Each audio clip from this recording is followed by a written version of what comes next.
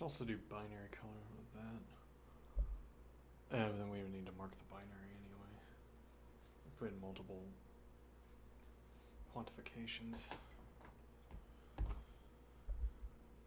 Nested quantifications.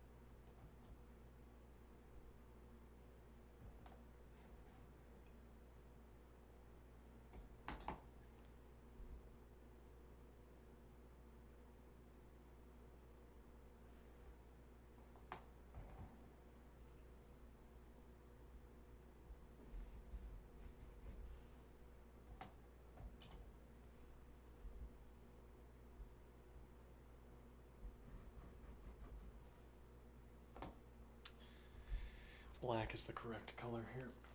And black fell behind the computer earlier, so I go on an excursion to recover the darkest green.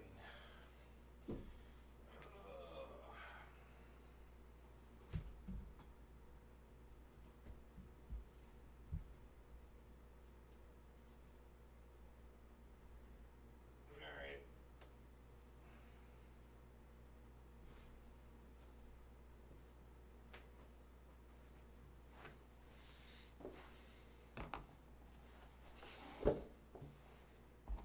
Oh wait, right. We have a different black. I remembered. I grabbed it.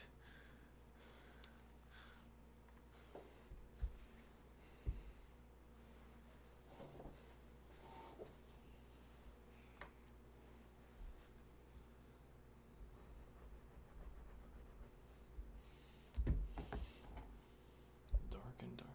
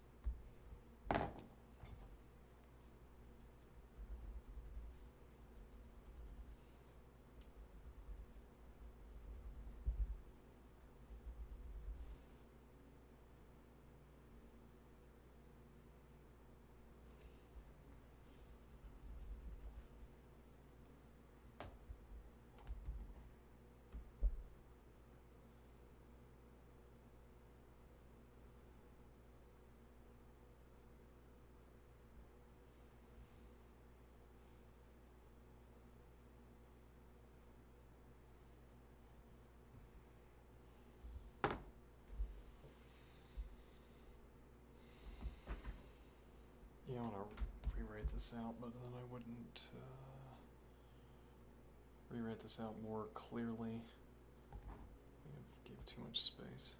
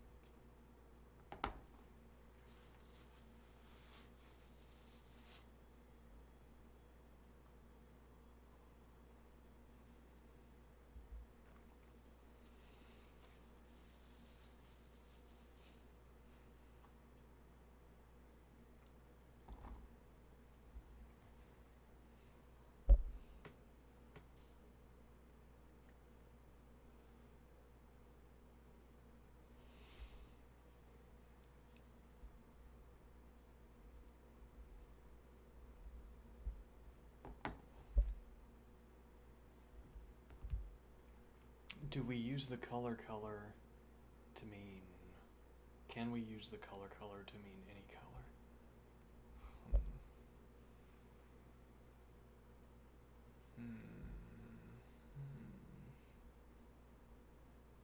Actually, no, I see an alternative routing.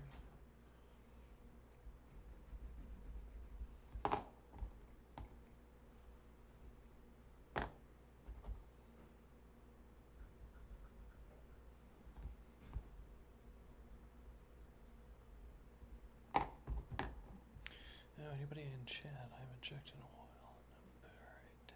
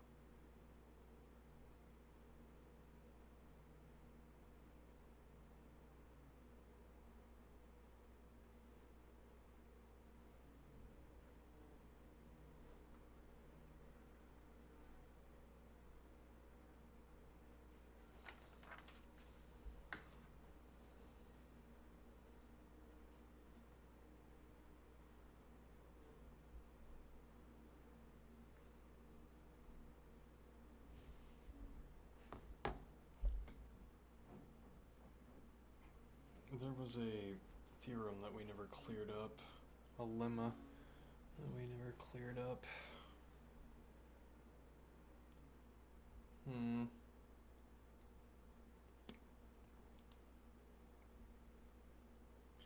Namely, does it work the same if we try to distribute in both of these cases? If I treat this as the block and this is the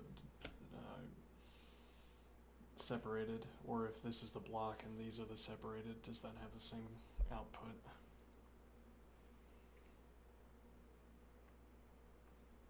Which is to ask, are the two outputs of those operations, are the output of those two operations interderivable?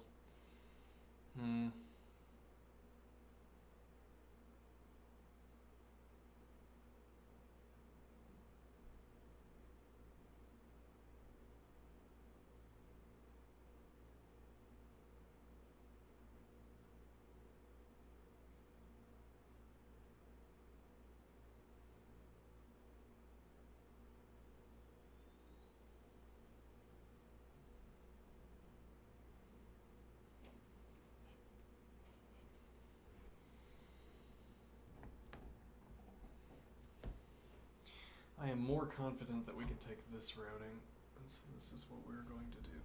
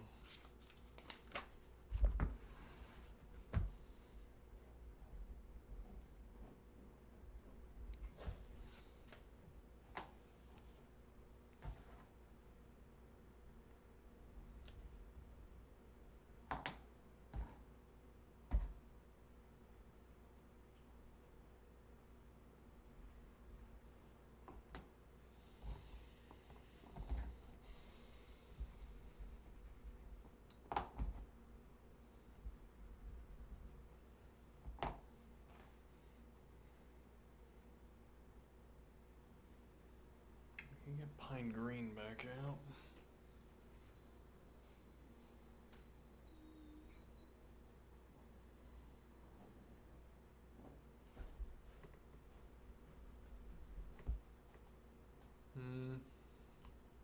Not obvious that this is the correct side of teal. But, okay, let's see. It's not so critical, I think. Context helps. Okay.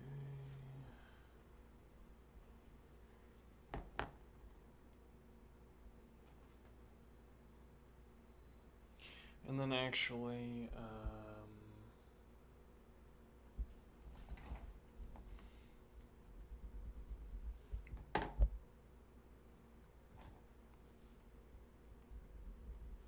yeah, I like how this allows me to extend examples sort of on a whim.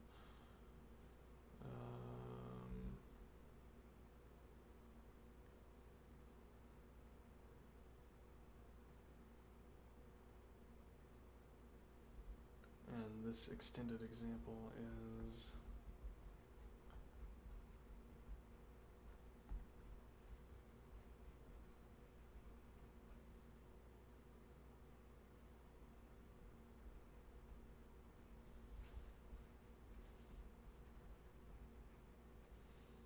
this will be 5 actually.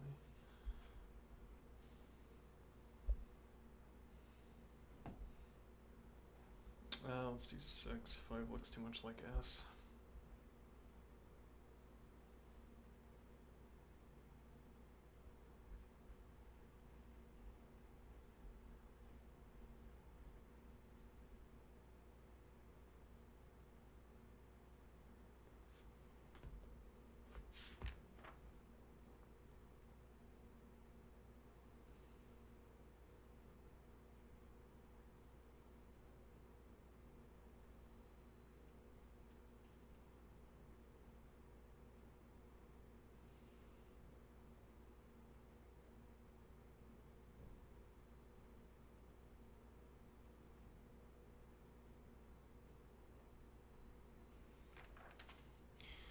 trying to get at in this proof is the idea that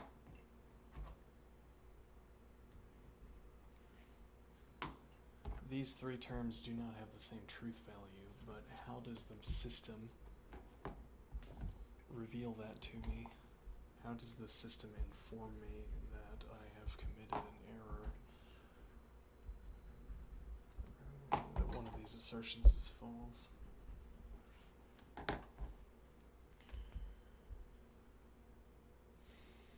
What is the false statement that we're supposed to get here?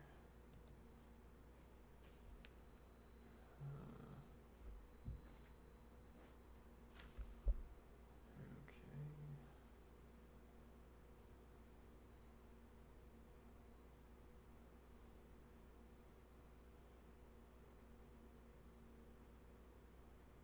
Let's see.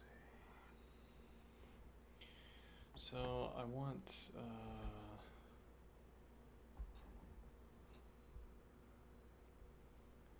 interesting. That's a striking use of color. Let's remove this. And then we're gonna say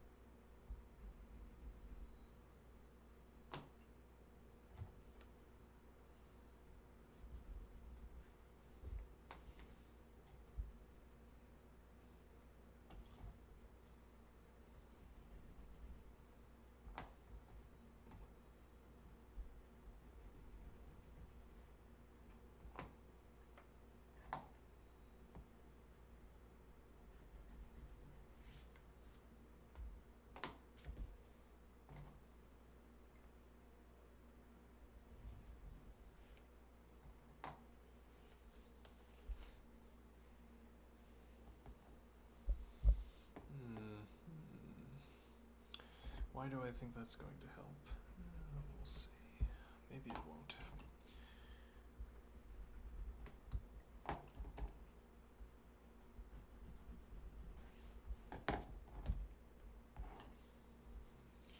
Okay, now, so the idea.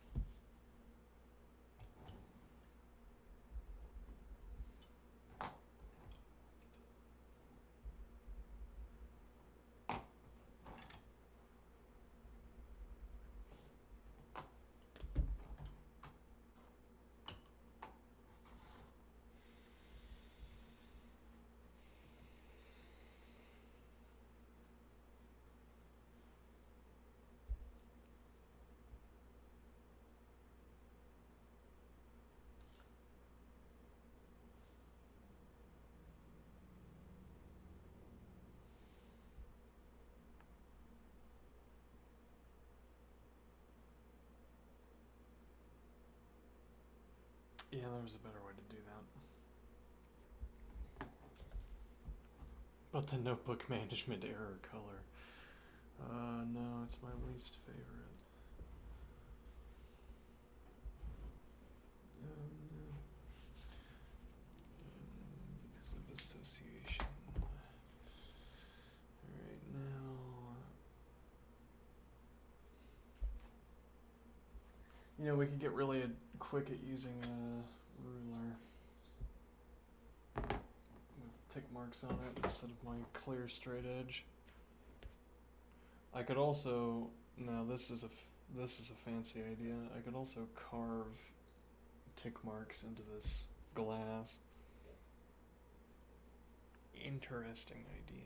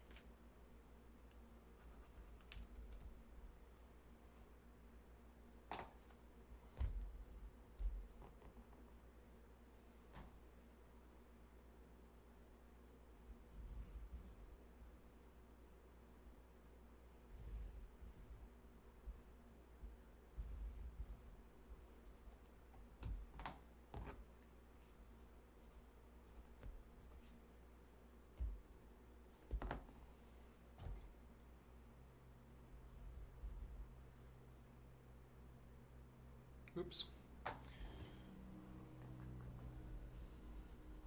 Fortuitously, that is one of the two-way colors. If you mess up with yellow, you can go with either to green or to red, though it's easier to go to red.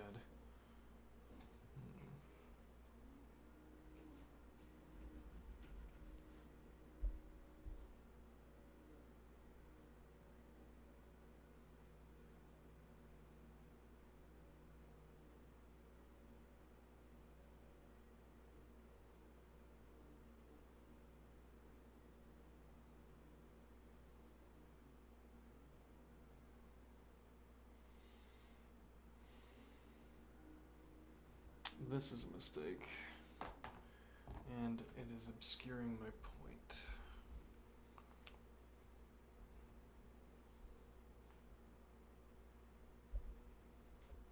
Okay.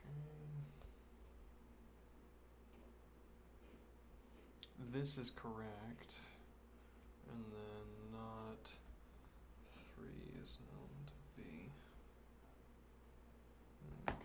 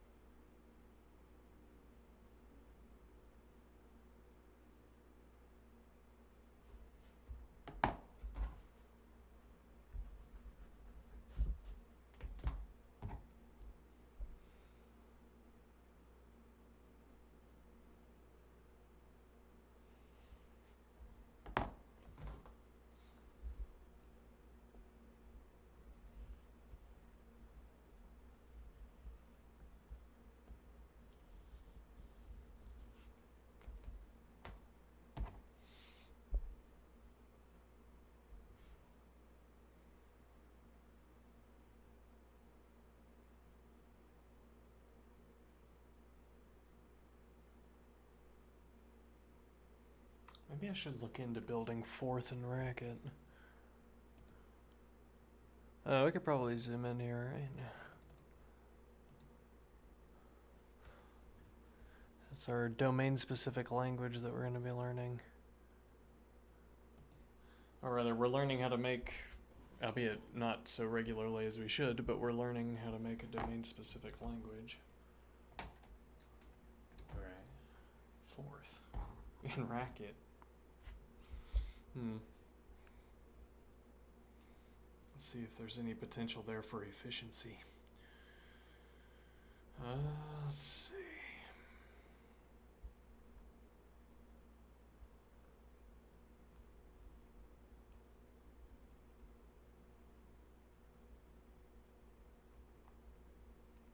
And then Prolog in Racket. Well, actually, we already have Prolog in Racket. It's data log. Huh. What is the point of this?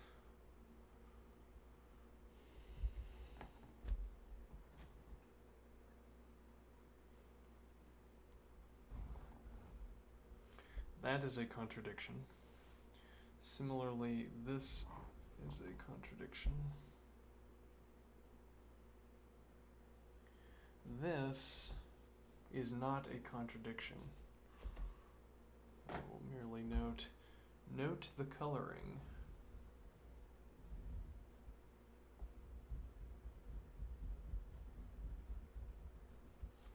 Okay,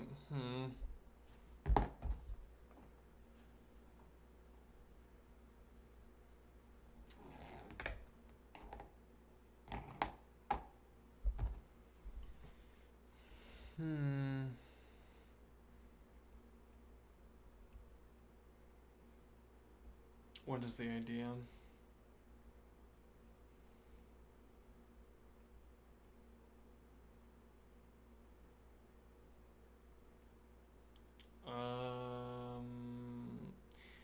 I guess the observation is that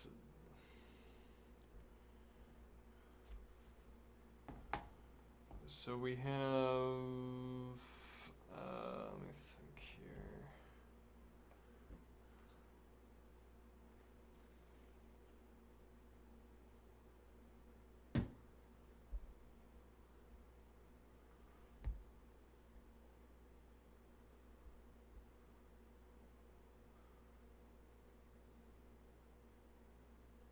So one point is that it's always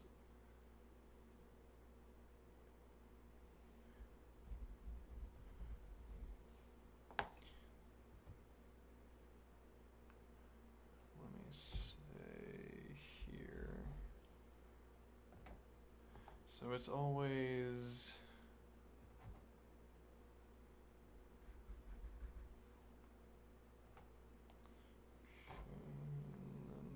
blue.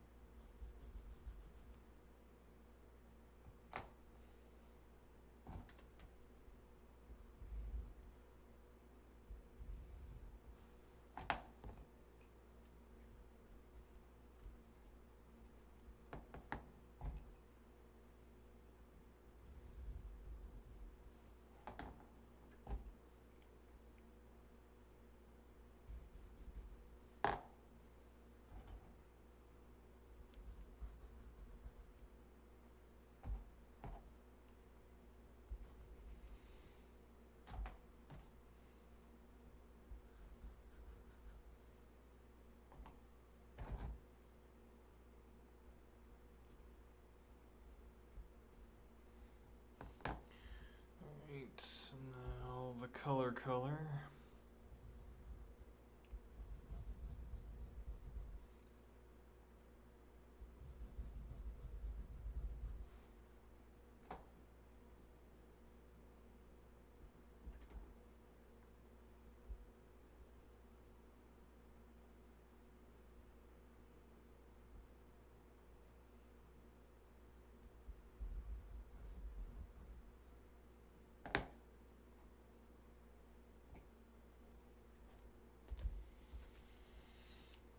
So the point is that it's always these two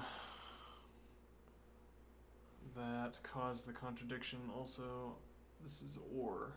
Yes, these are all ORed together.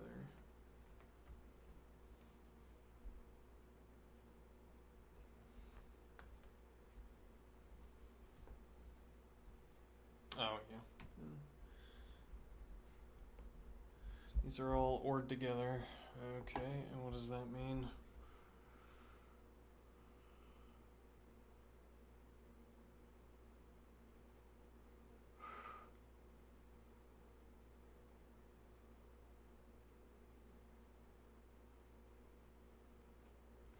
Why does it matter that this is where we always get a contradiction?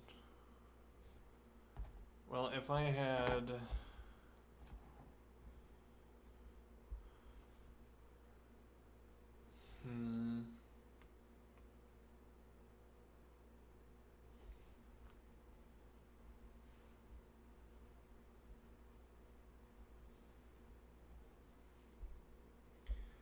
If I had, let's say D. D is equal to the set containing as elements. Let me see here. D is equal to the set containing as elements. Well, if I did say 7, 8, 9.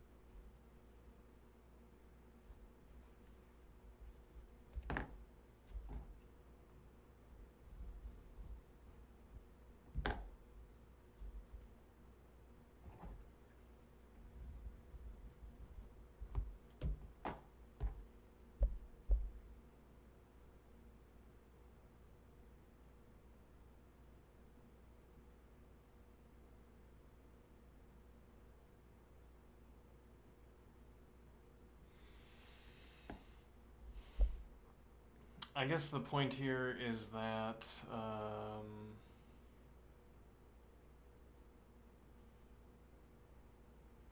the rest of light blue doesn't play any role in deciding whether a contradiction arises in one of these expressions. It's only the statement, it's only the component of the statement that says not something is an element of B, and then it's the corresponding statement that 3 is an element of B. Oh, hold on. I made a mistake here. Hold on.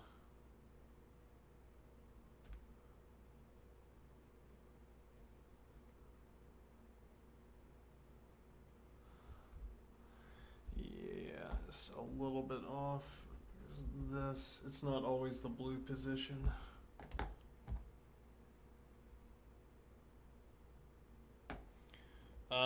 To rectify that, we would have to do this.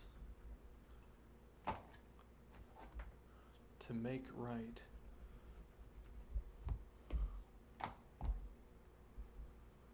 Okay.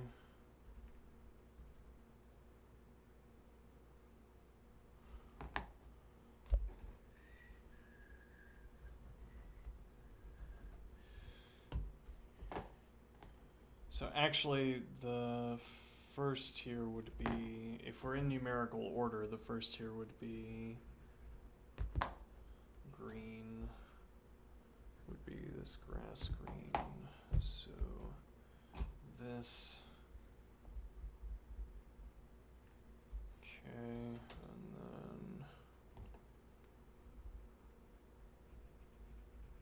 then this would be the contradiction. Okay, and then it would be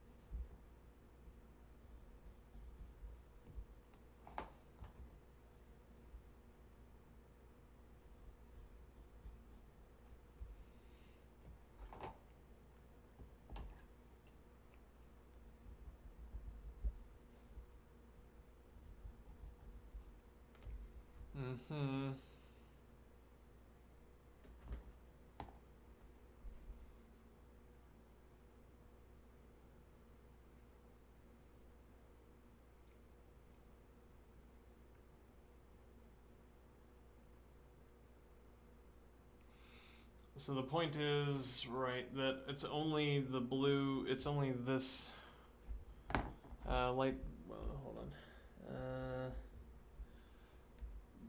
We always end up with a contradiction. It doesn't matter what the,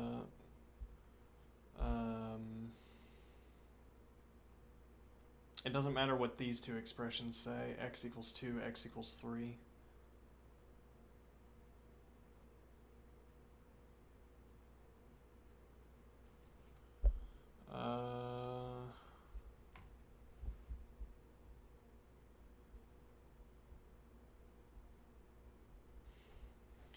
Though there's a point here that x equals 2 and 2 is an element of B. Okay, but so, I mean, in other contexts, you'd say this grants license to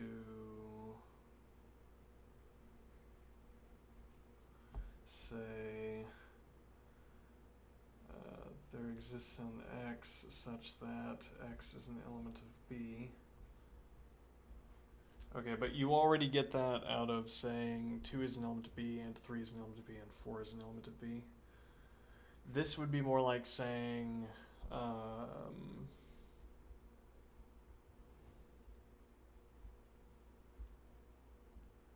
yeah, well, I mean, we could make up a new symbol. We could say B of x, bound of x.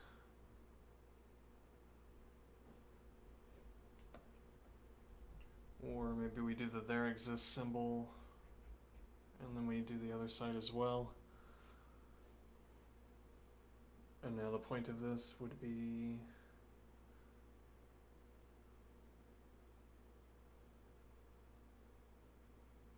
we're saying that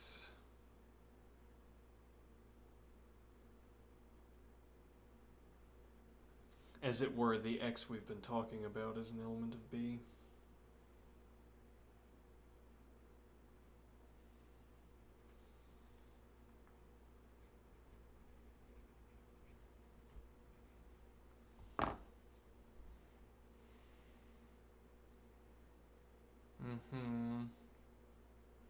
Otherwise, well, I mean, what all of this is showing is that it does not fall out syntactically. We don't get a contradiction from saying 2 is an element of B and 3 is an element of B and 4 is an element of B, and for all x, x equals 2 or x equals 3 or not x is an element of B. At least in the way we are doing this, we do not get a contradiction out of the syntax here. So we've assigned B to be equal to the set containing its elements 2 and 3, which is where we're getting these for all x equals 2 or x equals 3 or not x is an element of B.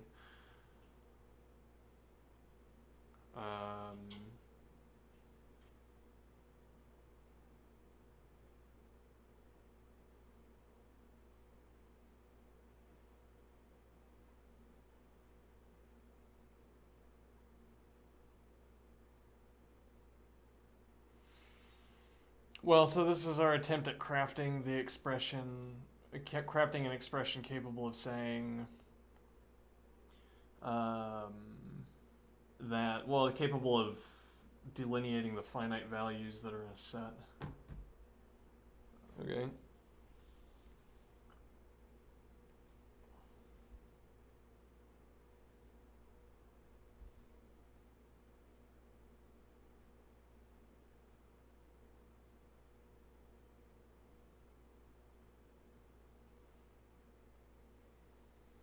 So I wanted to be able to say, well, if I have a set statement like B is equal to the set containing these elements 2 and 3, I want to be able to say x equals 2 or x equals 3 or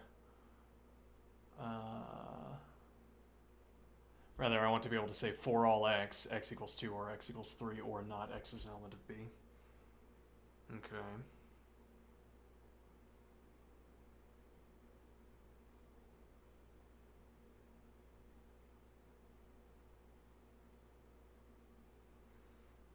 And this is the information that I would that I would extract from a set statement like B equals the set containing elements 2 and 3. It's the mechanical statement that I feel justified in making. So over here, I want to be able to say B is equal to the set containing as elements 2 and 3. Okay. Is defined to be.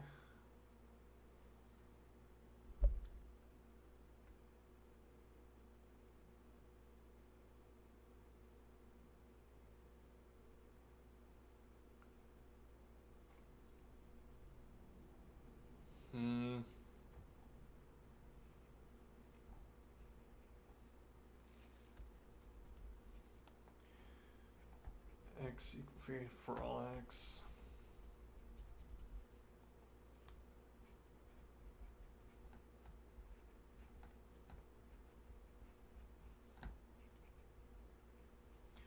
Or not x is an element of B.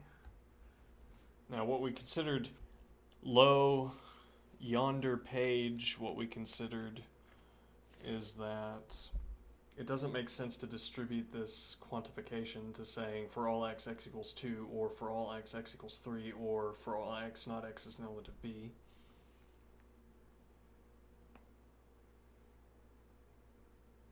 We wanted this to be as an entire expression.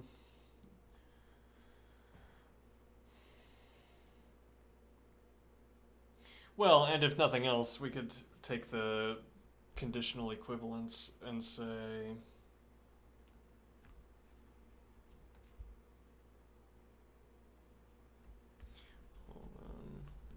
semicolon.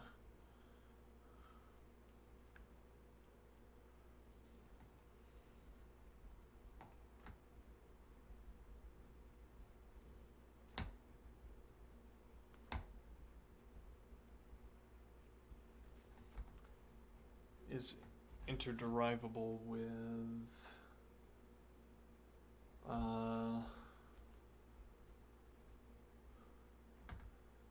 x is an element of B, then x equals 2 or x equals 3. Though that doesn't seem quite to capture, I mean, just purely semantically, this doesn't seem like the kind of expression that we want falling out here. Because this doesn't seem in any way to preclude other elements from being elements of B. I mean, it's the... I I want it to fall out of our definition of B that not merely the positive elements, but also the negative elements. Well, because if we say, if this is all we mean, then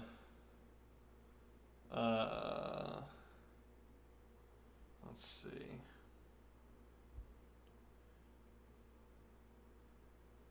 Yeah, we're kind of, let's see. X is an element of B.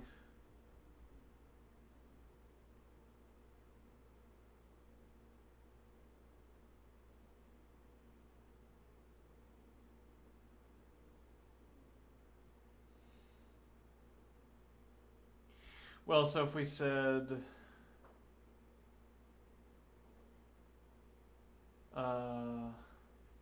X is an element of B, then X equals 2 or X equals 3, and then we say and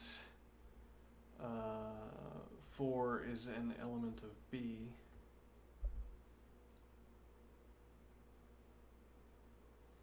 Mm-hmm.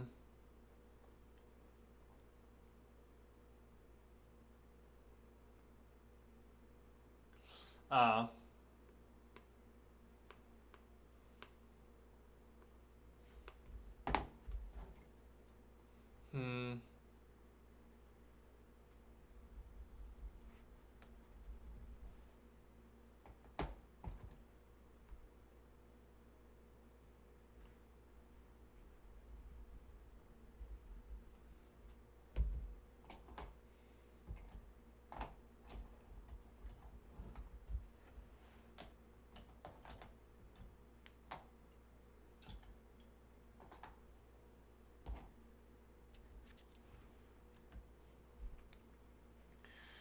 X is an element of B, then X equals 2 or X equals 3, and 4 is an element of B. Okay. So seemingly what we actually want here is, or what we could try to get here is saying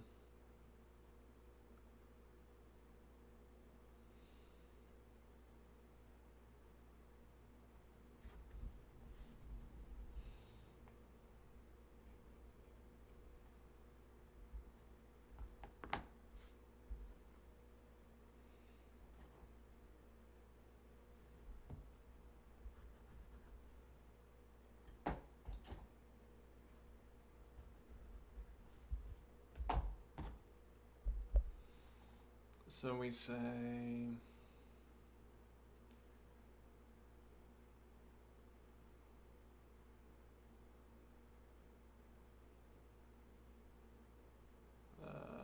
let's see, X is an element of B, then dot dot dot, and 4 is an element of B, and 4 equals 2 or 4 equals 3.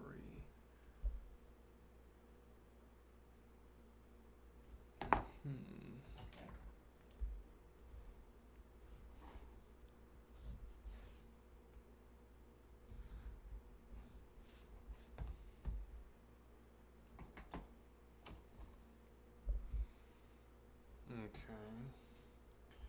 So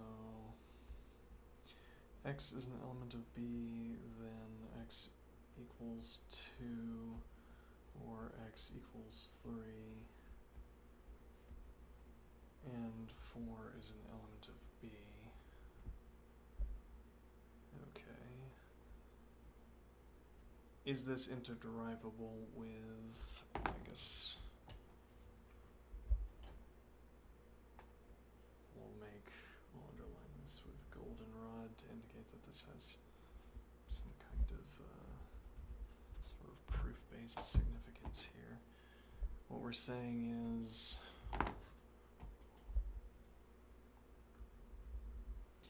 X is an element of B, then X equals 2 or X equals 3, and 4 is an element of B. Or maybe what we'd want to be saying here is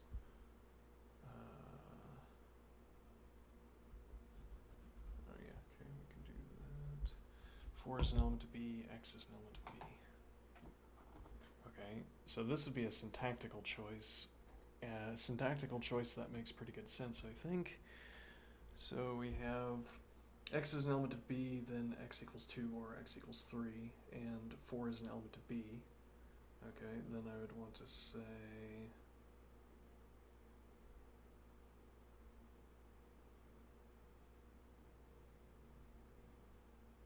let's do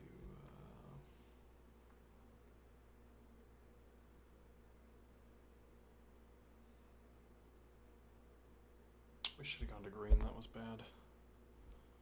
Well, actually, I mean, we could say that this was correct ordering and go to... Actually, we could also do... Yeah, but actually, this is going to make it look like I didn't make a mistake, which is ideal. Let's see.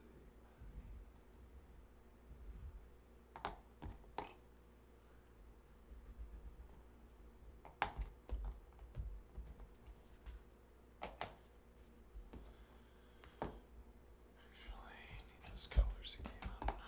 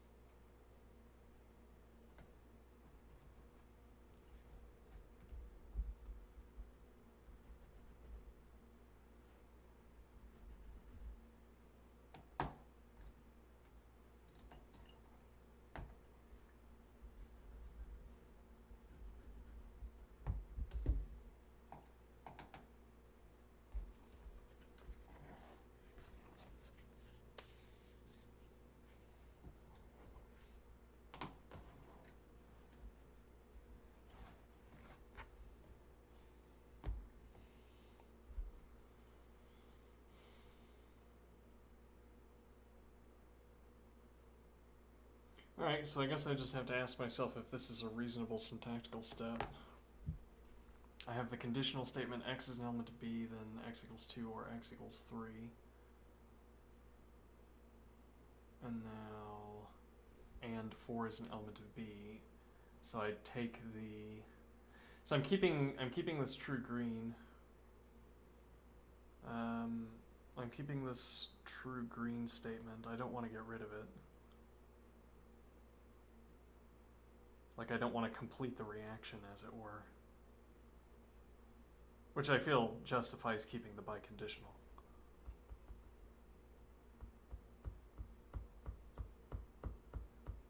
Well, no, technically...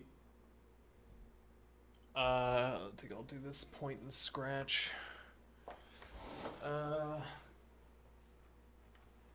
There's a convention, or we could call it a logical truth, that if we have P and Q, then we also have P then Q. So if I have, right, so we have here X is an element of B, then X equals 2 or X equals 3. Okay. And 4 is an element of B.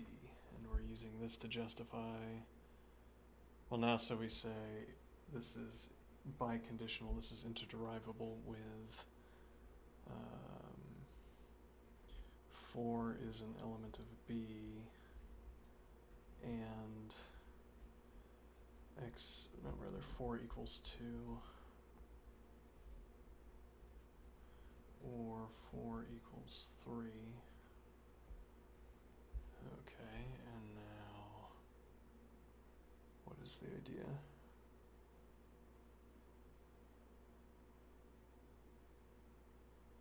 Right, so I can say, suppose 4 is an element of B.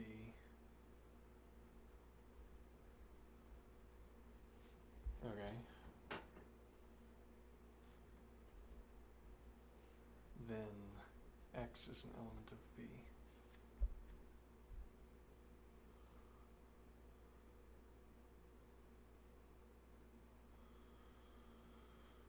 Okay, there exists an X such that X is an element of B. That's existential introduction, and then I say,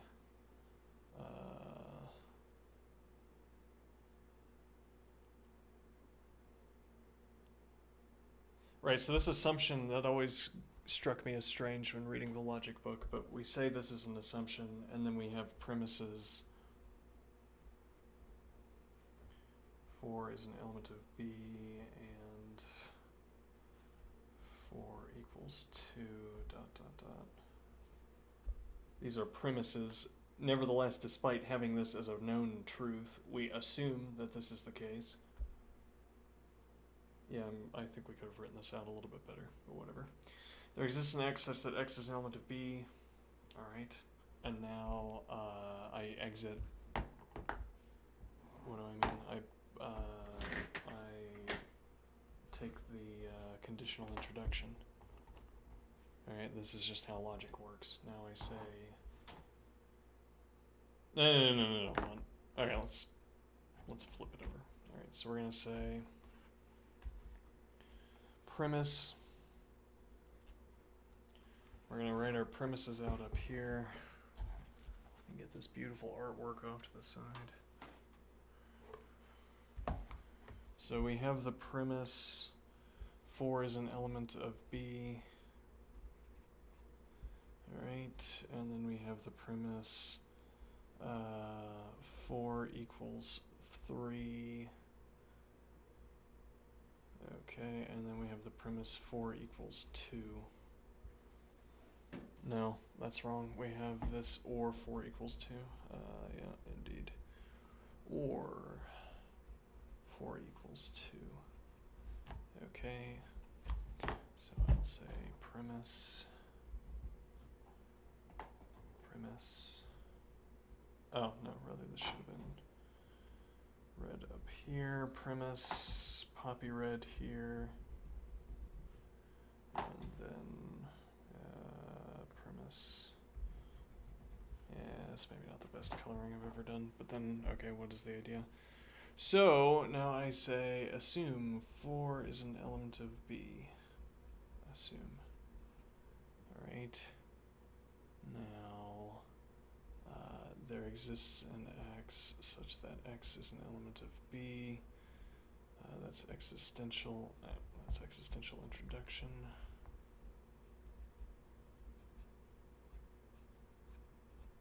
Okay, then I say I need more room, yeah, which I would have had just actually the fine amount of room if I hadn't done these 2 lines, but whatever. Alright, then I say 4 equals 3 or 4 equals 2. Which is a restatement. It's a premise. Okay. And then I exit. What do I mean exit? Oh wait, hold on. Okay, I think we made another mistake, and I don't like writing here, so we're going to go to the next page. Let's try it again. That's why we're in the Scratch notebook. Okay, so we're going to have premises. We're going to have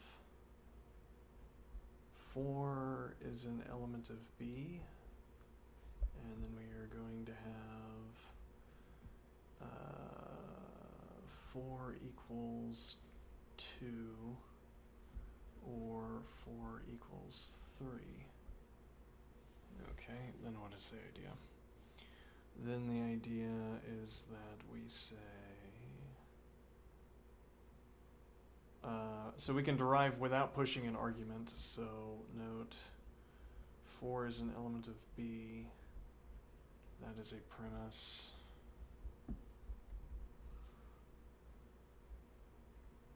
Alright, there exists an X such that X is an element of B. We don't need to push an argument to say that. That is existential introduction. Now we say, now assume, but actually, so we actually don't need to derive this existential introduction either. What do I mean? So I say, let's push an argument.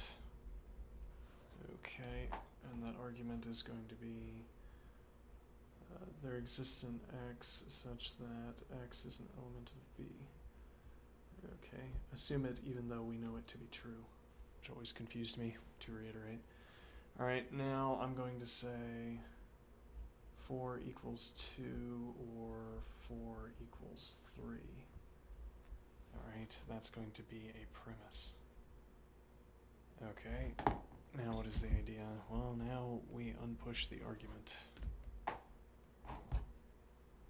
Okay, and that involves saying if there exists an X such that X is an element of B, then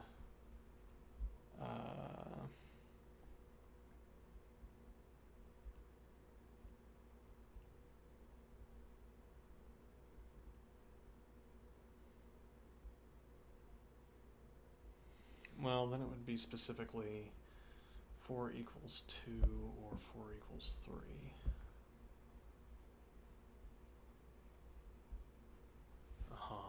Which is not exactly what we want to derive.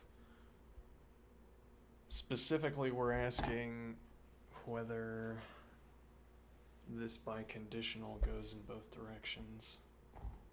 So we have X is an element of B, then X equals 2 or X equals 3. Okay, and this would be for all X.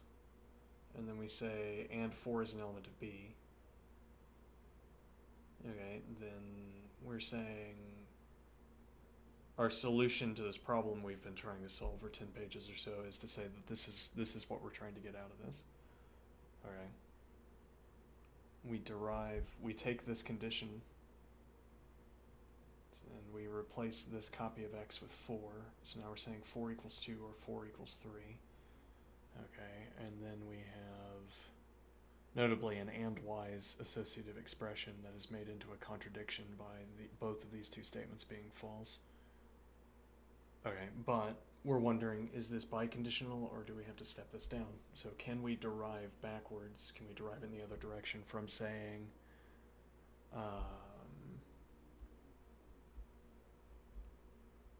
well, if we ditch the true green, so that we only had 4 is an element of B and 4 equals 2 or 4 equals 3, can we derive the statement for all X, X is an element of B, then X equals 2 or X equals 3? That's unclear, but it also tells us whether we have the biconditional or not, mechanically speaking, whether we're willing to accept that odd statement. This is why you would want, or why logic would tell us, rather, why the practice of logic, as taught by various books, might lean towards that idea. We can at least get as far as this statement.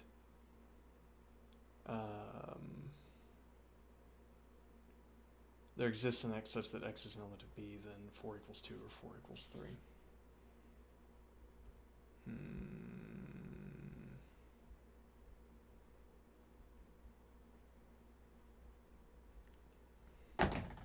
Anyway, it's calculus time. It's past calculus time. Yeah, though, you know, I get into these sessions of paperwork theory, and I don't know, sometimes I find it engrossing.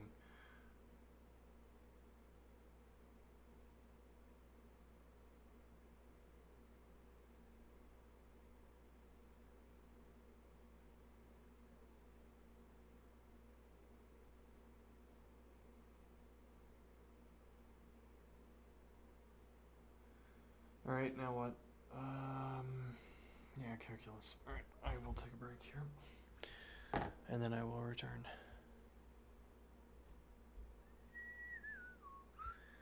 This was notebook management. Custodian, get in here. Okay, bear back.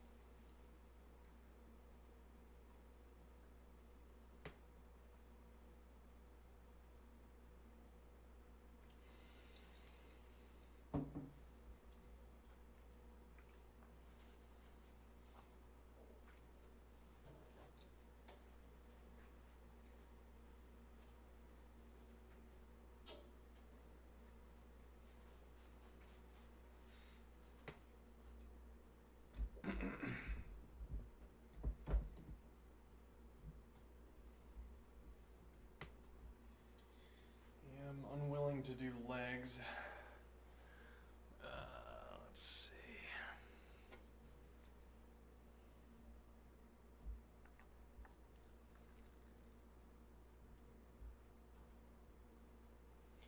I'm willing to do legs at the moment.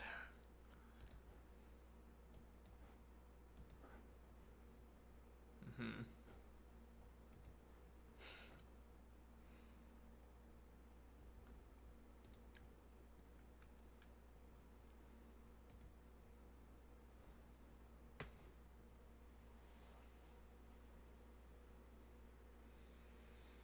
Though my willingness to do upper body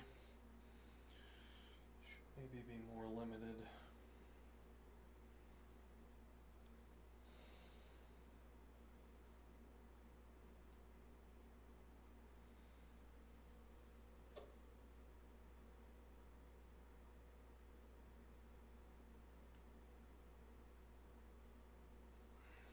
I forgot to start the timer. Hold on.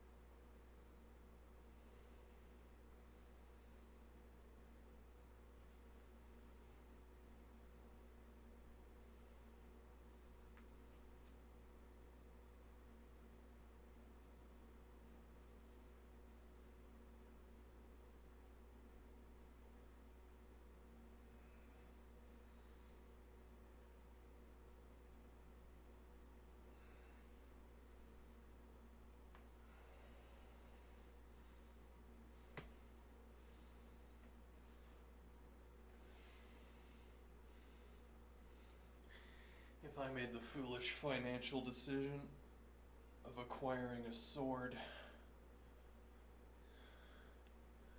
think it would be an S-stock. A blunt S-stock. It's for self-defense. You just whack people with it. Blunt. Just break someone's ribs.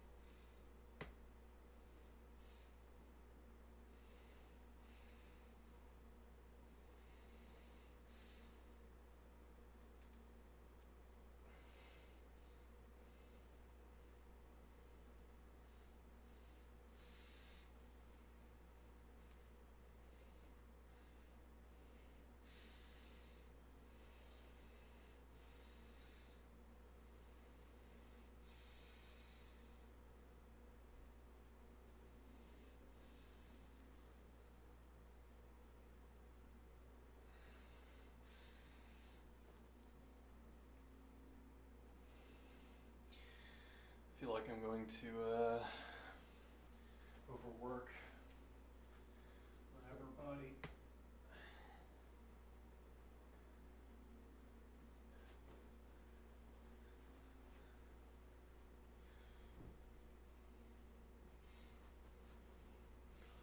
Let's plank. Let's do that thing where you plank. Alright. Yeah.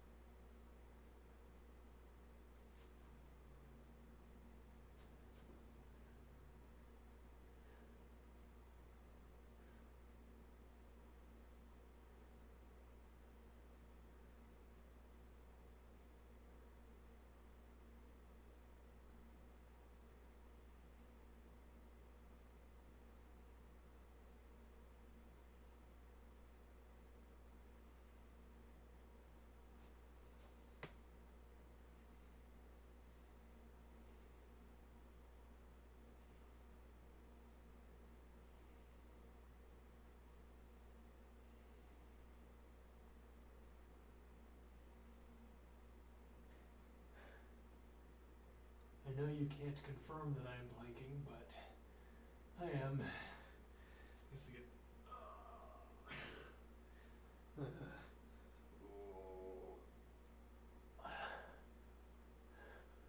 Oh. Uh-huh.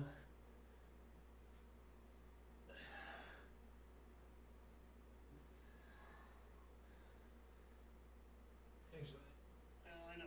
Yeah, okay. I broke the plank. I had to take off my socks.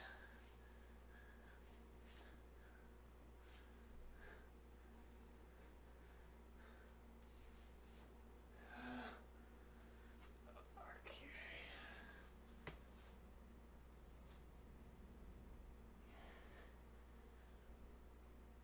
Foot is sliding on the carpet with my socks on.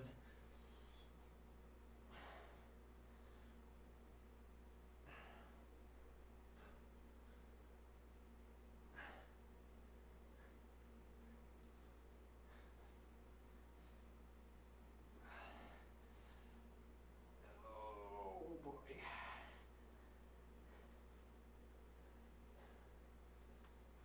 This isn't targeting the abs so much as seemingly the upper body, which is not what I wanted.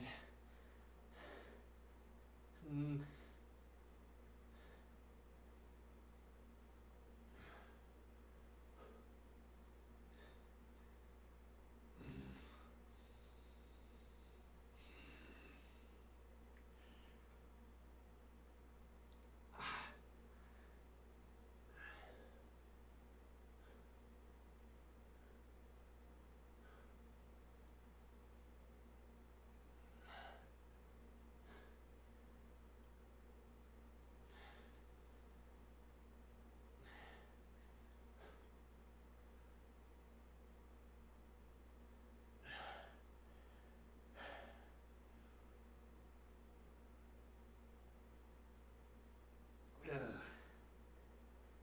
All right. Let's do a little bit of this. Okay.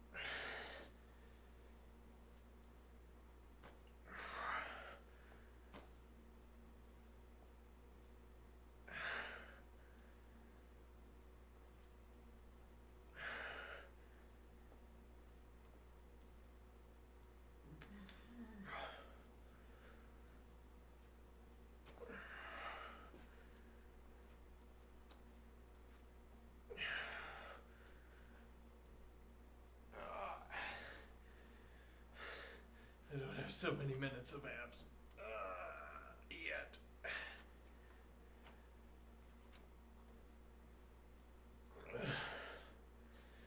All right.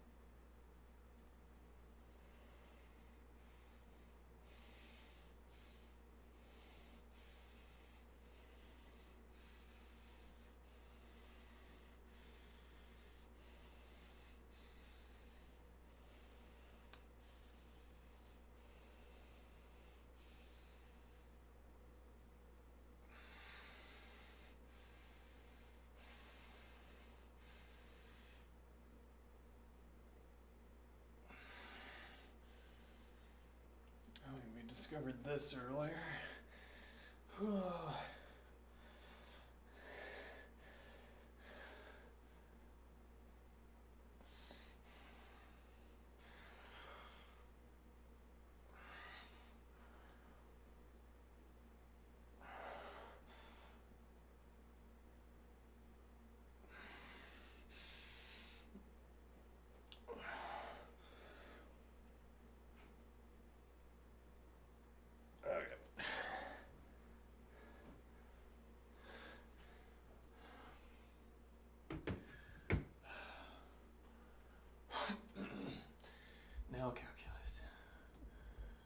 Calculus.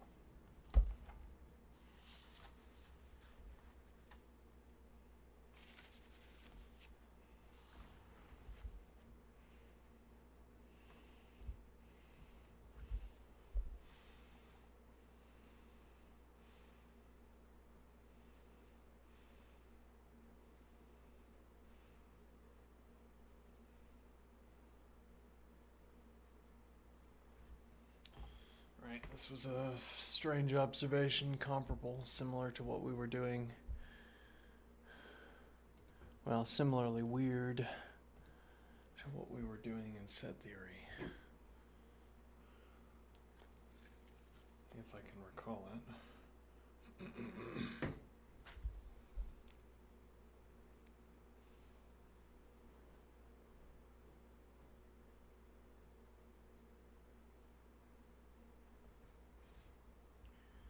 Right, so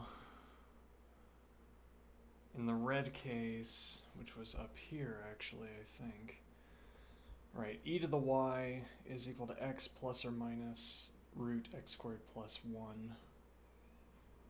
And then the author gave us the argument that e to the y has to be a positive value, and e to the y is greater than 0, and e to the y is equal to x minus root x squared plus 1, and root x squared plus 1 is greater than x, constitutes a contradiction. Well, so we take it. This constitutes a contradiction. Okay, but that's for the internal contents of the square root being x squared plus 1. If instead the internal contents are, well, so for all x, the square root of x squared minus 1 is less than x.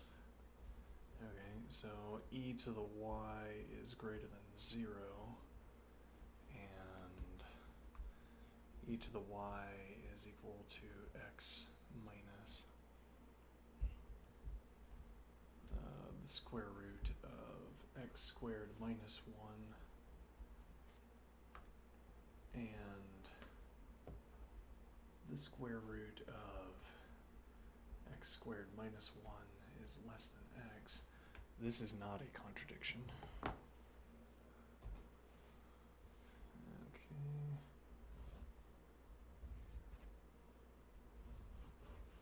Now there's a point here. There's a meta point that we could make that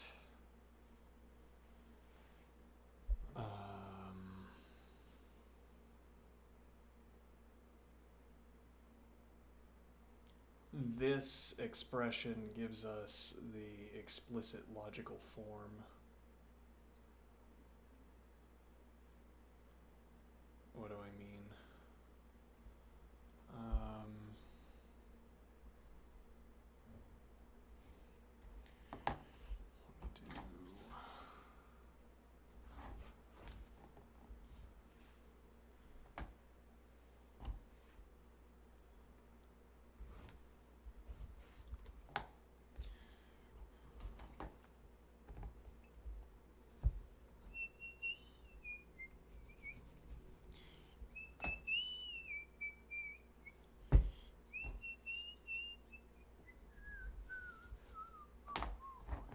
So comment green here that e to the y is greater than 0 and e to the y is equal to x minus the square root of x squared plus 1. Okay.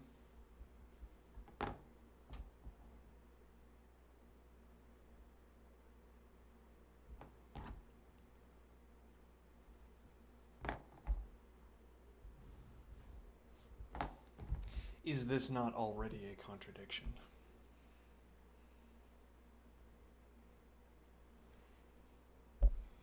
Or for that matter, why do we need the expression e to the y is greater than 0?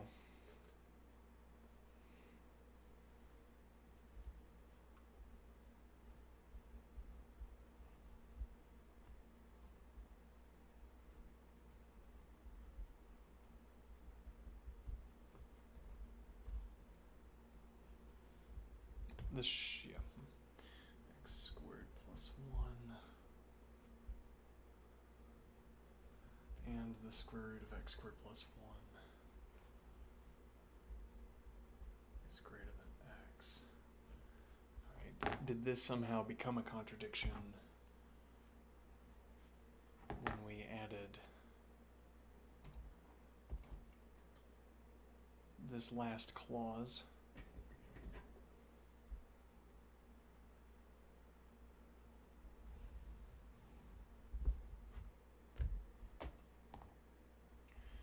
Well, I want to say, let's see, e to the y equals x minus the square root of x squared plus 1. And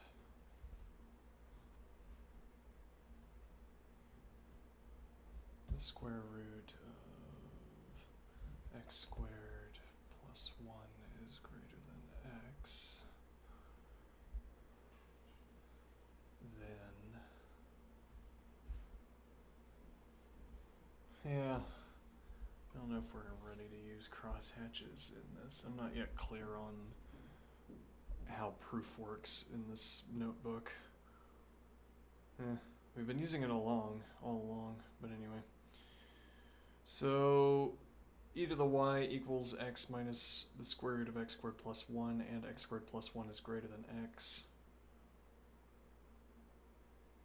Well, it's like now, yeah, okay, we can make that point. Now it's like I want to end on, and if a is greater than b, then if a is greater than b, then b minus a is less than 0. Okay, now is it a contradiction? Well, no, now we dropped e to the y is greater than 0.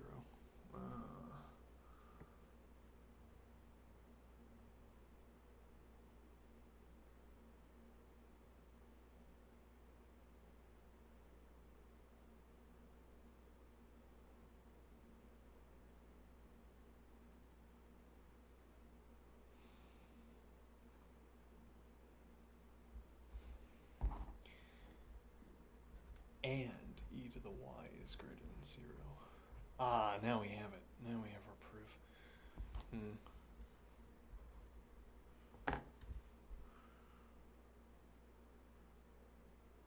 Well, and the sort of syntaxing for this, as it were. Let me think here. A is greater than b, then b minus a is less than 0.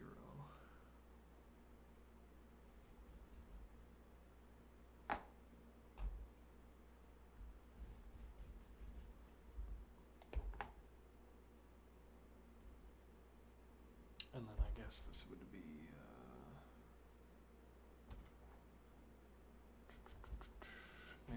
colored this a little bit out of order, but it should still be fine. Alright, so this is our A expression. This is our B expression.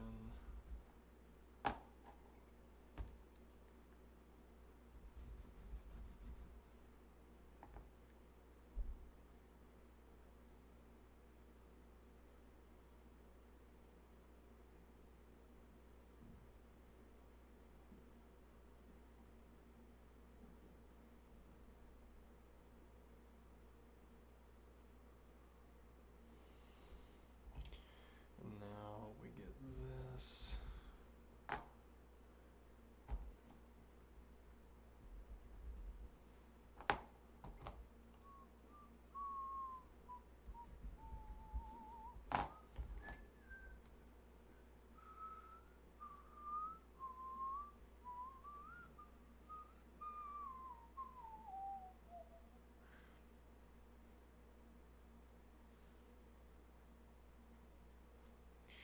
Well, so then maybe the point would be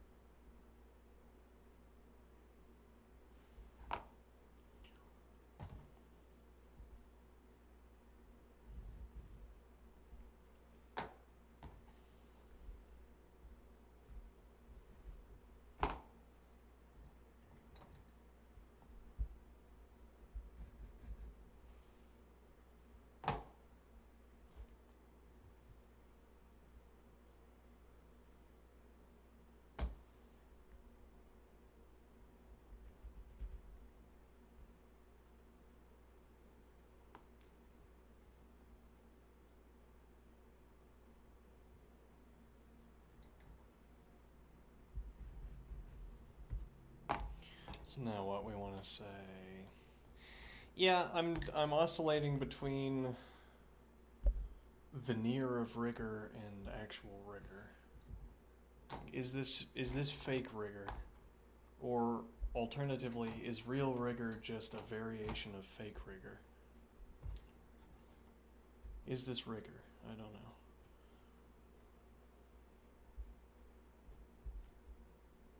So now I want to say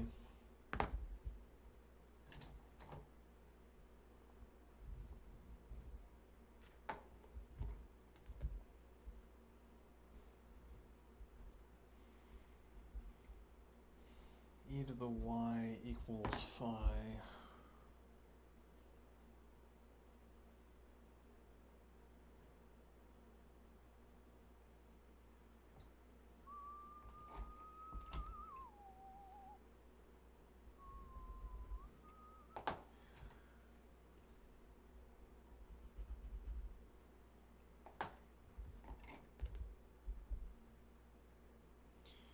And e to the y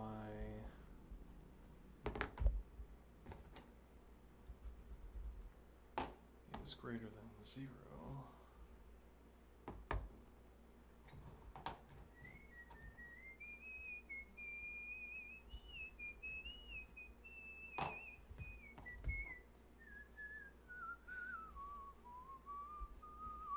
If and only if interderivable with phi is greater than 0.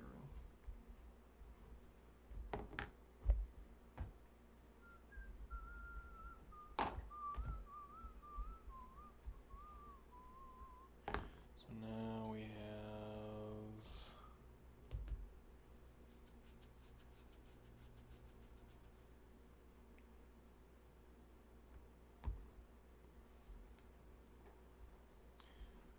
phi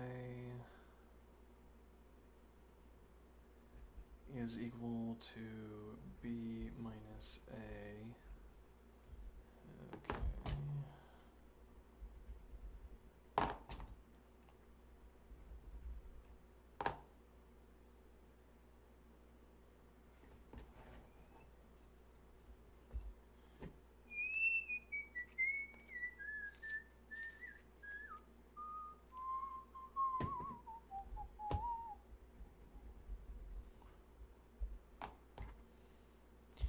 phi is equal to b minus a, which notably is taken from this expression here.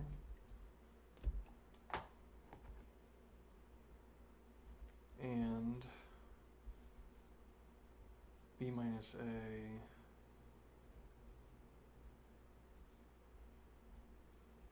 is less than 0.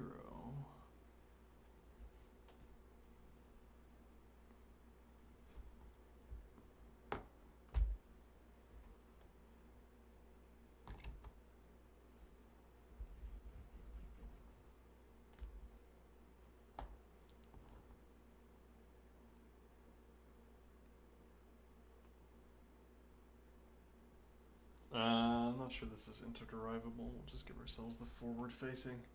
Yeah, I still want to use the crosshatch because I still want to keep saying derivability. But okay, phi equals b minus a, and b minus a is less than 0. Then phi is less than 0. Okay.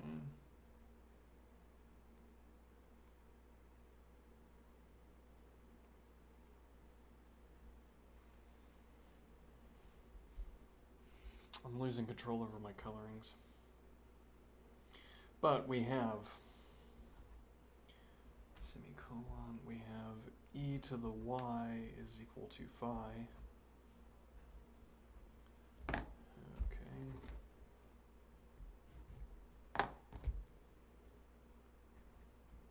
And phi is less than 0.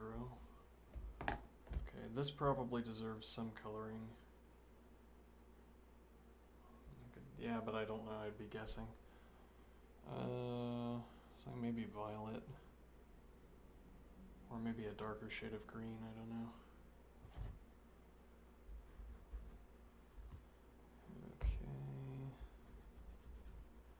Okay. And then e to the y is less than 0.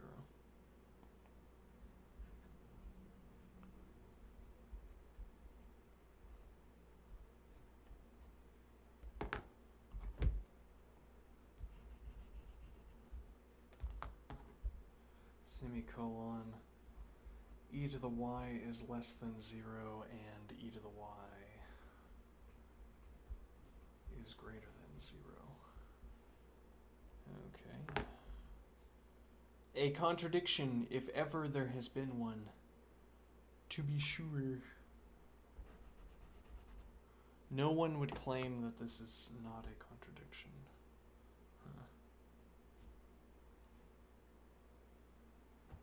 Some intuitionists show up. Okay, let's see.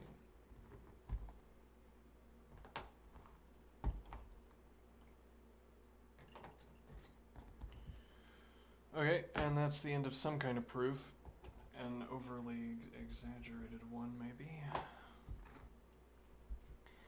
Now, but the problem here is that we don't get the same line of reasoning with... So yeah, go back to... and actually we'll maybe make this a... It's like closing comment. Closing the comment.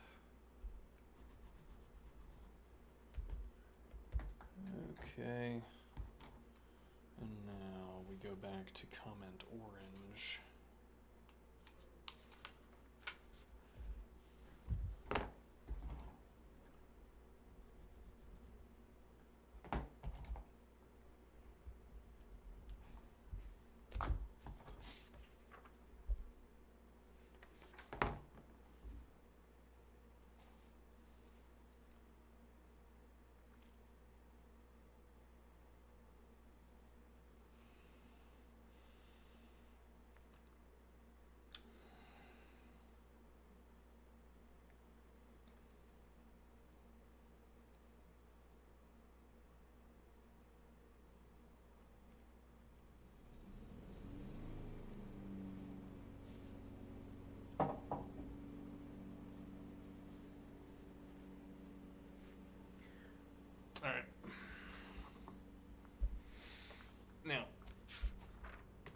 So...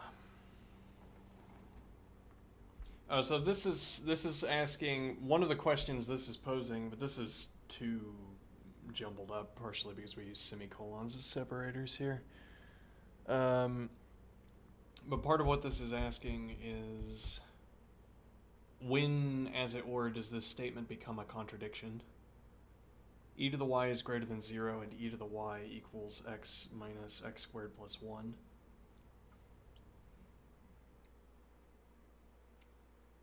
This is always a contradiction.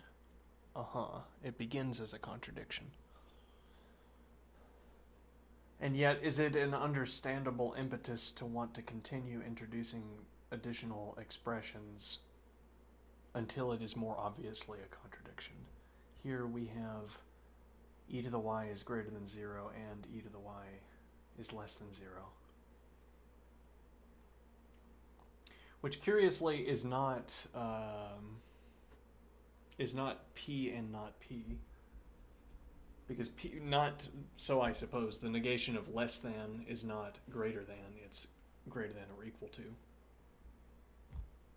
So this is not p and not p, but it's something like p and not p.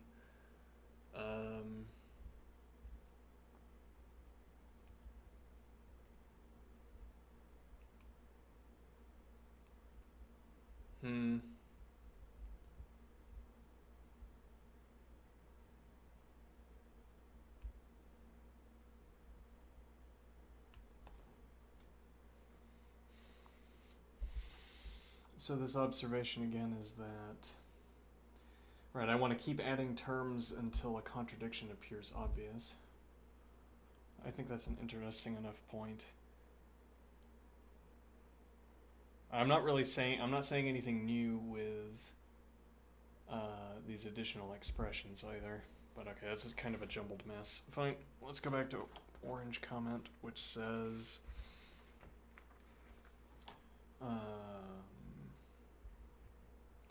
e to the y is greater than 0 and e to the y equals x squared, the square root of, no, x minus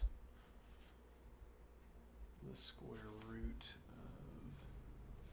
of x squared minus 1. Okay.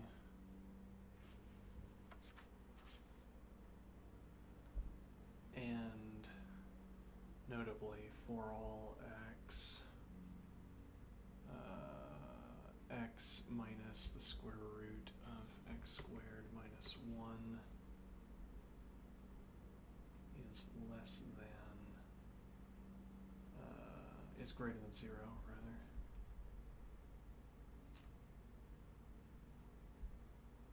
Interestingly, okay, now, but so this doesn't introduce a contradiction.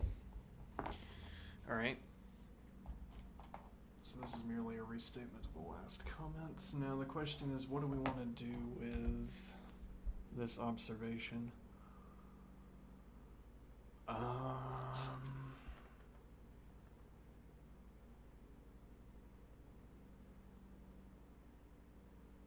Not a contradiction. Okay, I thought that, yeah, well, so the red comment that we were on before the orange comment was observing that the author gives us that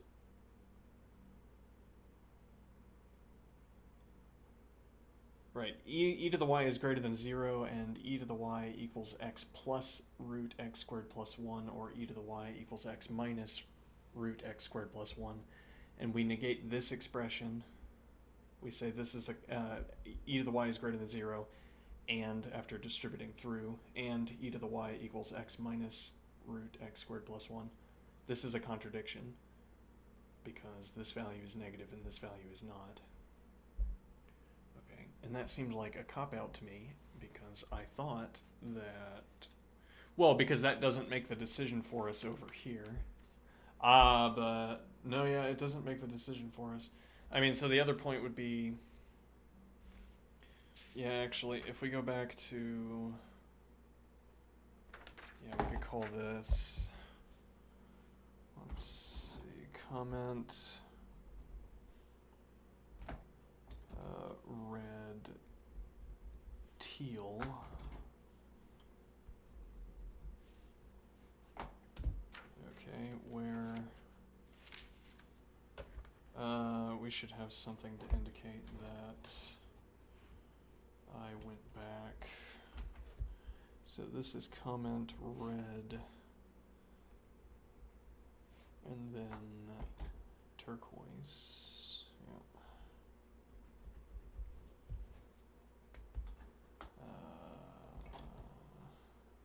Yeah, I don't know how to indicate that. I'm just going to draw a circle at the top there. It's kind of meaningless at the moment, but...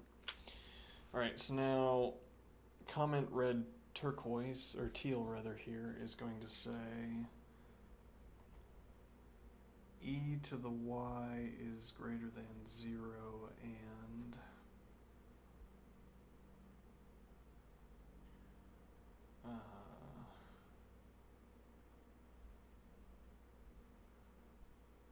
e to the y is equal to x plus the square root of x squared minus 1.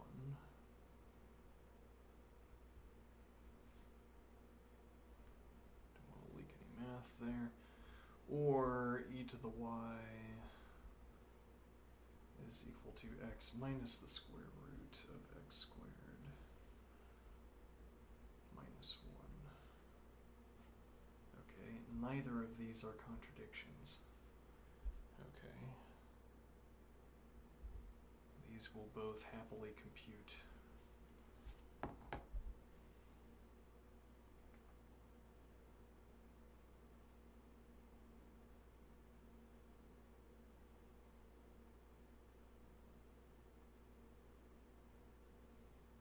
So what the author gave us to decide between these two cases does not decide in these two cases.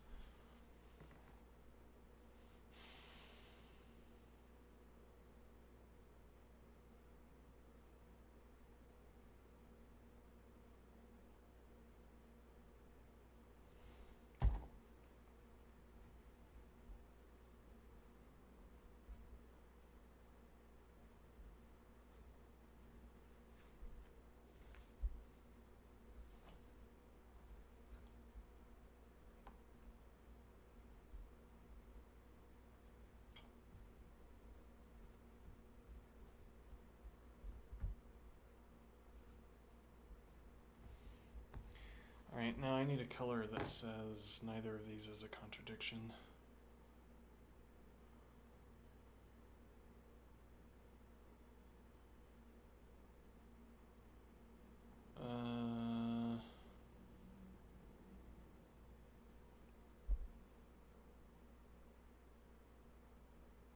Either of these could be true.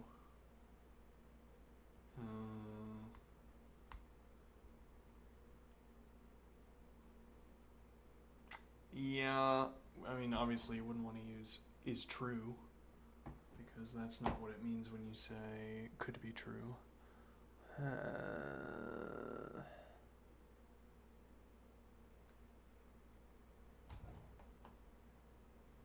Yeah, I don't know. We could rebind gold and yellow. What have we been using this for? Conjecture? Conjecture, yeah, could be true. Could be true. Okay.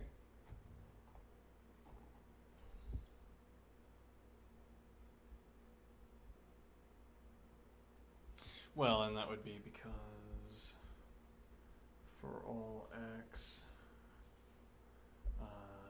x plus the square root of x squared minus 1 is greater than 0,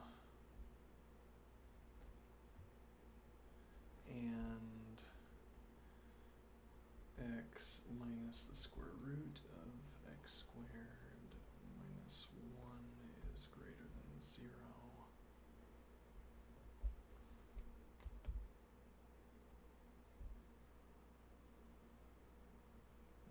Okay.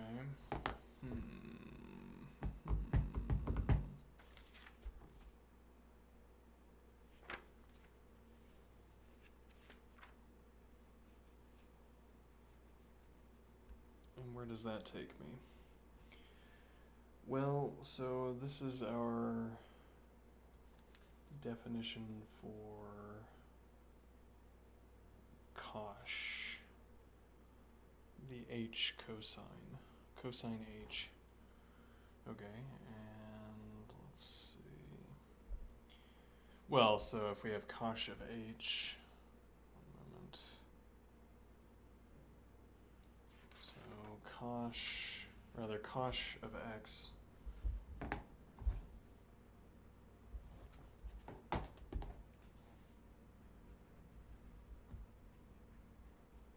is equal to e to the x. We could say cosh of y, should we so choose. Cosh of y equals e to the y plus 1 divided by e to the y divided by 2. Okay, which is equal to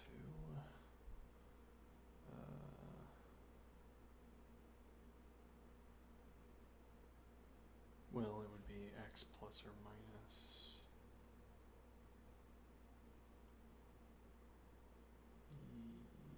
yes, okay, x plus or minus the square root of x squared minus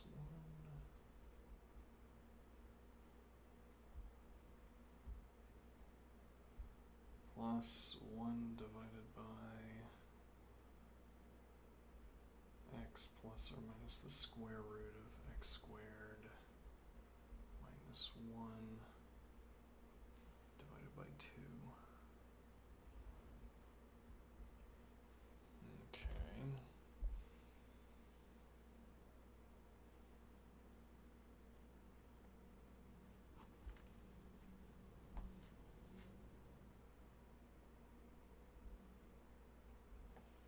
Which is equal to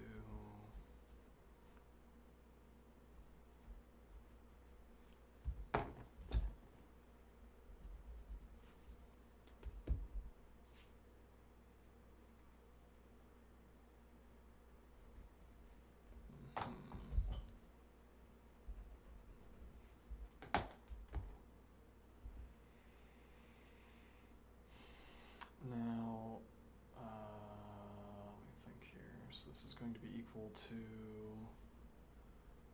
x plus or minus the square root of x squared minus 1. Now, sort of a tricky question, are we willing to write out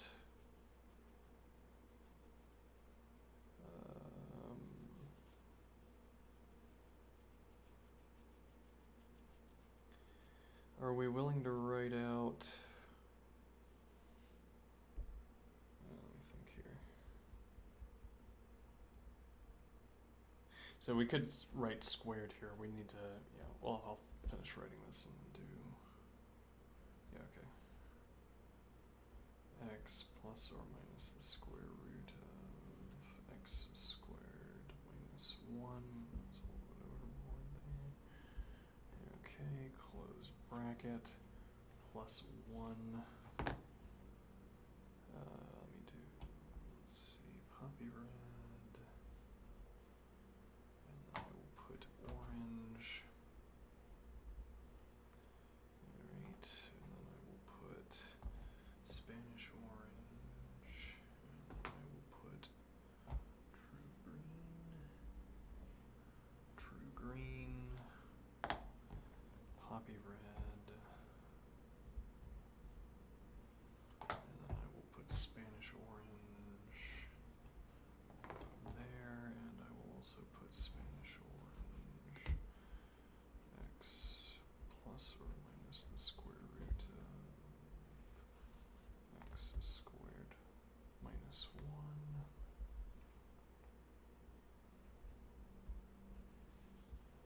Okay, which also gets Spanish orange.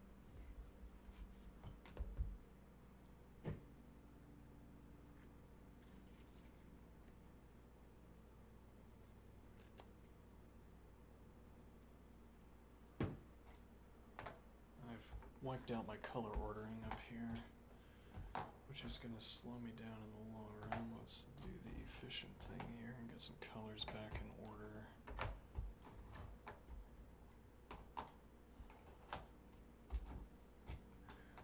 You can't see any of that because it's off screen. Well, but I assure you there is an ordering.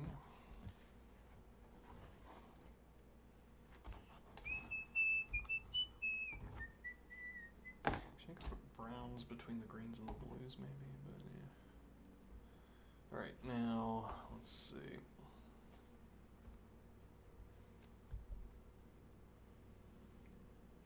Right, well this would be equal to a number of different things. Well, actually, yeah, what we could do here is calculate all of them and find out which one...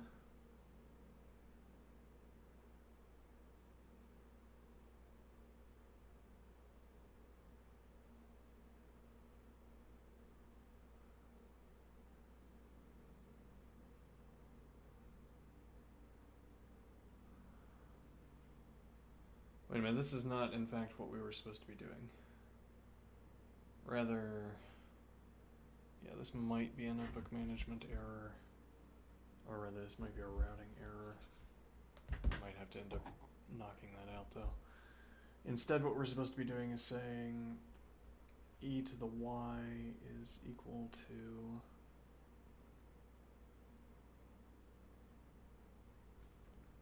x plus or minus the square root of x squared minus 1. Okay, and then we say natural log of both sides.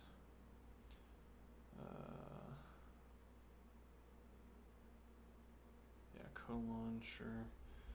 So that's going to be y, where y is equal to, well, y is equal to the inverse of, yeah, y equals cosh inverse of x.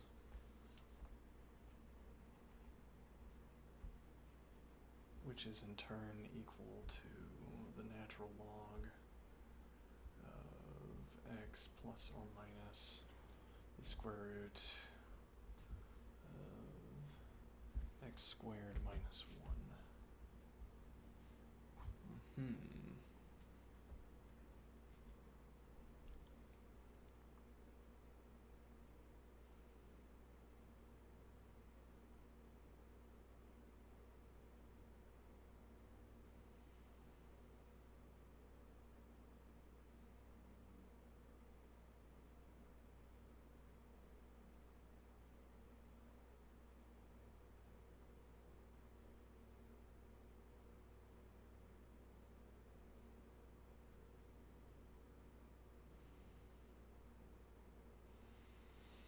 Okay, now what is the idea?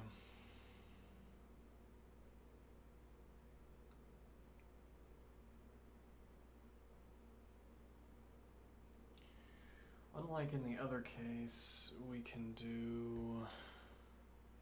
Well, this might be the end point, so I'll go ahead and put some kind of proof symbol here. So we can check that with a calculator to see if it gives us both or only half, only parts of it.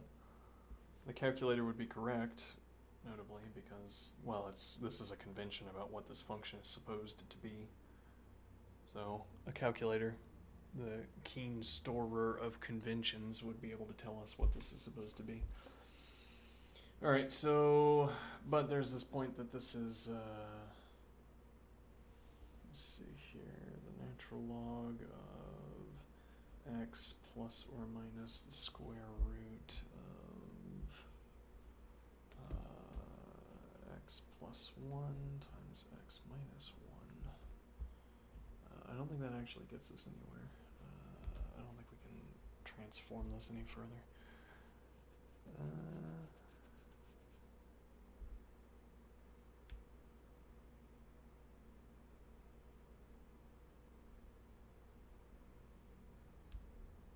Not quite.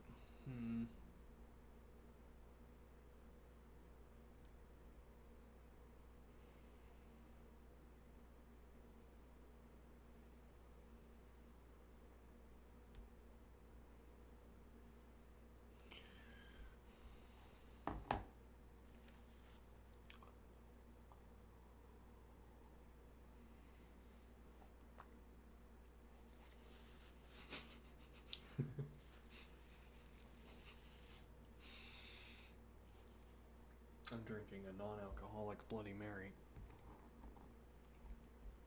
I am reminded of the first episode of Cowboy Bebop.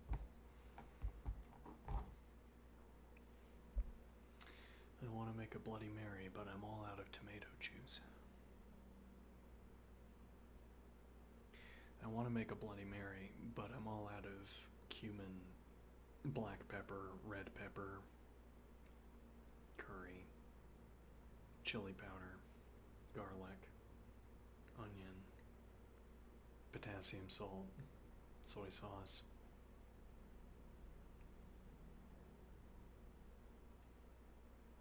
Basil. Anyway, let's see.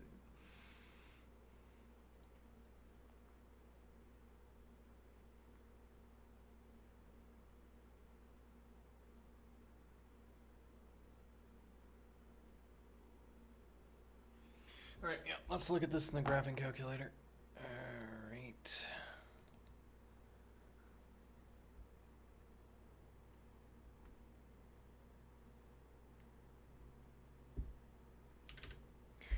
Okay, let's see. Natural log of x plus x squared minus 1. That is incorrect. X plus x squared minus 1 to the 0.5. Okay. And then I say the natural log of x minus x squared minus 1 to the 0.5. And it is as I suspected.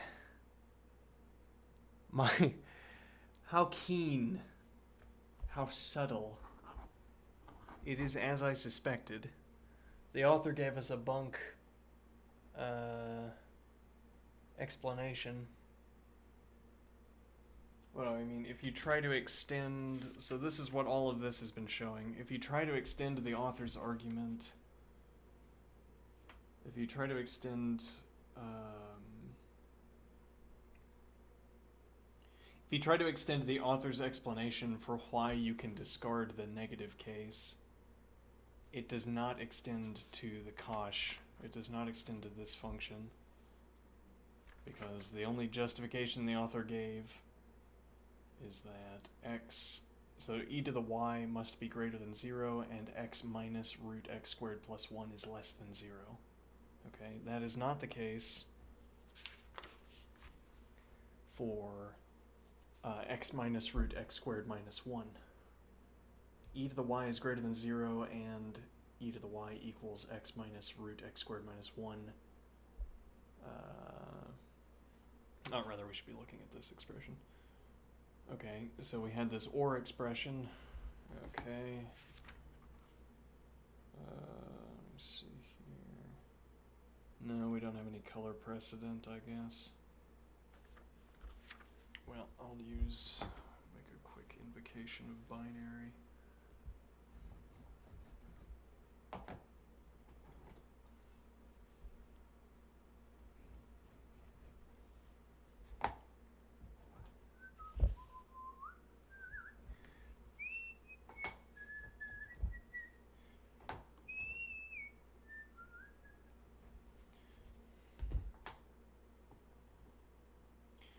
All right.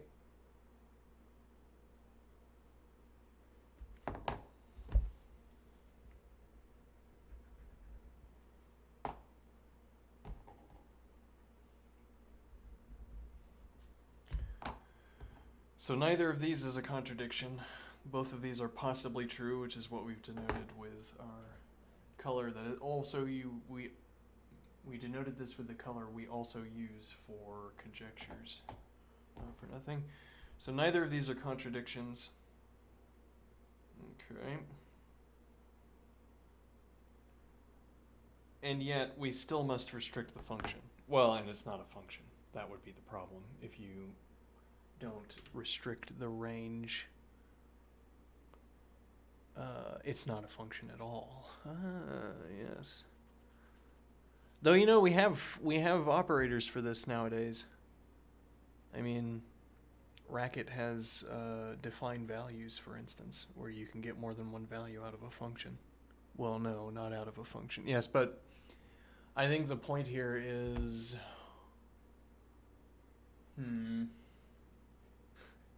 If Racket could not bind multiple values at the same time, I would value this distinction between functions and non-functions more highly.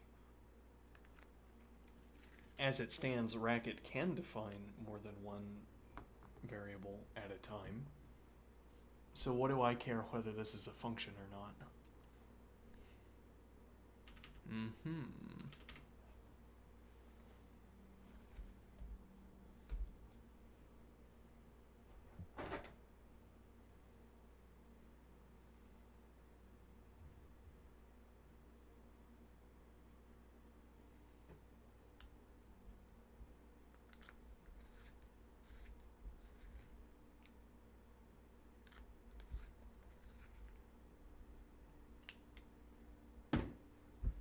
I don't know what vermilion red means here. I feel like we have reserved this for something, but I don't remember what it is. And if I don't remember what it is, that means the variable has been freed up and we are free to reassign. What does that mean? Well, notably, we don't have a lot of light vermilion remaining because I was so fond of this color as, well, I was so fond of this color as the error color during algebra and trigonometry. But also I liked using it for geometry, for Euclid's elements. Burns Euclid's elements, yeah. Burns Euclid's elements.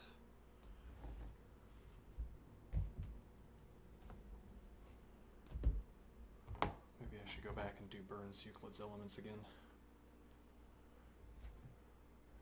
Alright, we have about 7 minutes. We didn't open the book today. No, indeed. What is this analysis doing? One of the points I think we're taking out of logic is that, out of our logic and set theory studies, is that logic is an algebra. Okay, but what do we mean by an algebra? And also that actually isn't the main point. We're taking the point that operators are about positions. What do I mean? If in doubt, when working through the meaning of operators, you can color symbols and track colors around. Okay. This Cosh business and cinch and arc, or rather the inverse of these functions, you could take the belabored approach of trying to memorize their meanings, or you can take the broader lesson that you only need to know the definitions of these functions if you are using them. The book, So I Am Thinking, is not presenting these functions because they're important to know in their own right, though perhaps they are, but rather, I think this chapter, this introductory chapter, I don't know if I'm attributing too much authorship to the author here, but this introductory chapter, I think, has sequentially highlighted the sort of stepping away from the supposition that functions are given to us by nature and have a meaning that we discover, as it were. I mean that you think about a line as a function, all right? Well, more obviously, this would be exemplified by the sine functions. With the trigonometric functions, rather, the sinusoidal functions, you think these are given to us by circles and triangles. These must be defined this way. There's no ifs, and, or buts. Sine is as we have defined it to be. What about the Kosh?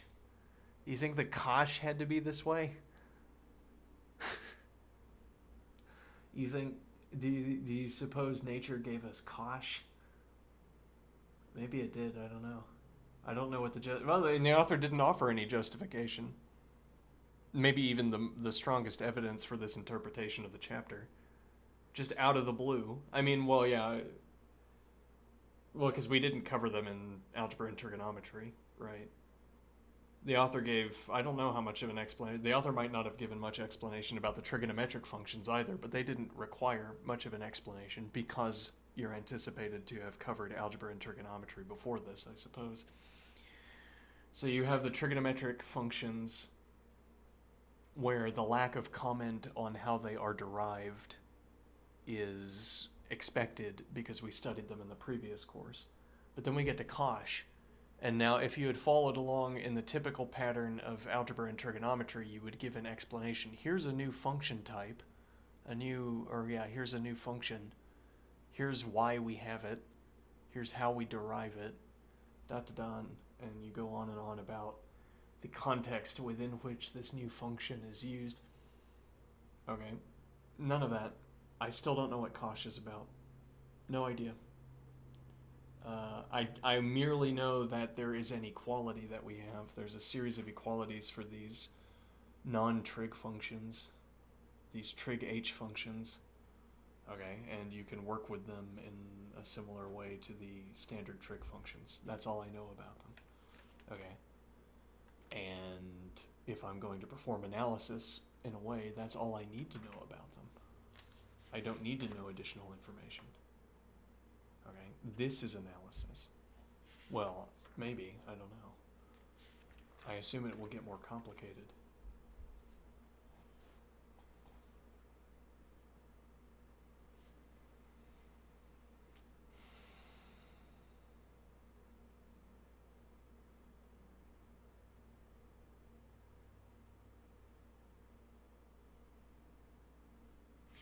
Well, with the sine and the cosine, you have the justification of... Wait, how do we extend the pattern would be a question here. What do I mean? So with the sine and the cosine, we can translate them. Okay.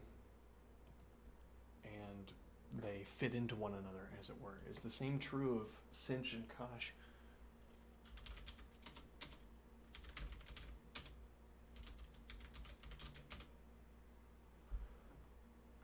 No.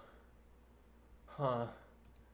So that isn't the pattern preserved by this naming scheme. Though if we also had negative cosh of x, it does in a way fit in to itself. Okay, but that's not the pattern that's preserved by the naming scheme.